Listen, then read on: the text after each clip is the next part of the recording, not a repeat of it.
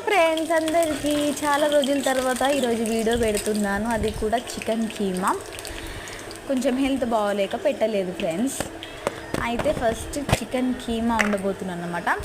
First కడాయి పెట్టేసి ఒక 3 spoons అంత ఆయిల్ వేసి ఆనియన్ కట్ చేసుకున్నవి వేసుకోవాలి. ఆనియన్ బ్రౌన్ కలర్ వచ్చే వరకు కలుపుకొని తర్వాత అల్లం ఎల్లిగడ్డ వేసుకోవాలి. అల్లం ఎల్లిగడ్డ మంచిగా కలుపుకోవాలి. ఆయిల్కి తలగాలి. కలిగేసినాక నాకు కొంచెం తెలుగు రాదు, అయినా నేను ట్రై చేస్తున్నాను. చికెన్ మంచిగా కడుపుకొని చికెన్ కీమా ఆయిల్లో వేయాలి ఫ్రెండ్స్. ఆయిల్లో వేసాక మంచిగా కలుపుకోవాలి.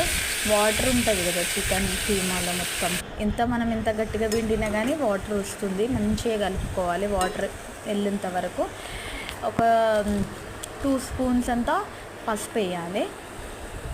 ఒక 2 స్పూన్స్ వేయాలి పసుపు. ఒక 2 స్పూన్స్ పసుపు వేసి ఒక స్పూన్ అంతా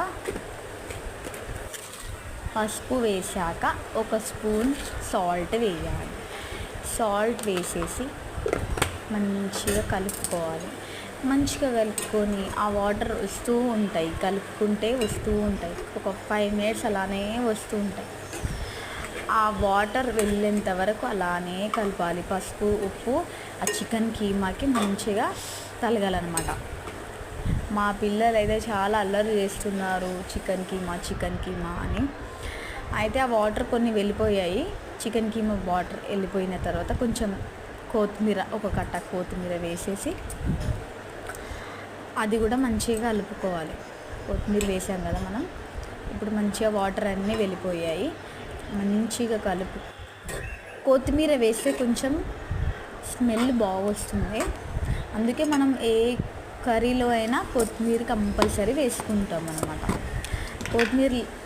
కొత్తిమీర లేనిది మనకి ఏ కర్రీ మంచిగా కాదు. ఒక 2 స్పూన్ అంతా కారం వేసుకున్నాను. కారం వేసుకొని అది కూడా బాగా కలుపుకోవాలి. మనం చికెన్ కీమా చపాతీలో అయినా అన్నంలో అయినా దేంట్లో అయినా బాగుంటుంది ఫ్రెండ్స్. చికెన్ కంటే చికెన్ కీమా బాగుంటుంది. ఒకసారి మీరు ట్రై చేసి చూడండి, చాలా మంచిగా ఉంటుంది. మా పిల్లలు అయితే చాలా ఇష్టంగా తింటారు దీన్ని. మీరు ట్రై చేయండి. ఎవరైతే ట్రై చేశారో ఎలా వచ్చిందో రిజల్ట్ కూడా కామెంట్ సెక్షన్లో కామెంట్ రాయండి. చాలా బాగుంటుంది. అది కారం వేసినాక ఒక 5 మినిట్స్ మంచిగా కలుపుకొని దగ్గర అయ్యేంత వరకు కలుపుకొని మీకు ఎవరైతే ట్రై చేశారో ఈ చికెన్ కీమా వాళ్ళు కామెంట్ సెక్షన్లో కామెంట్ రాయండి. బాయ్.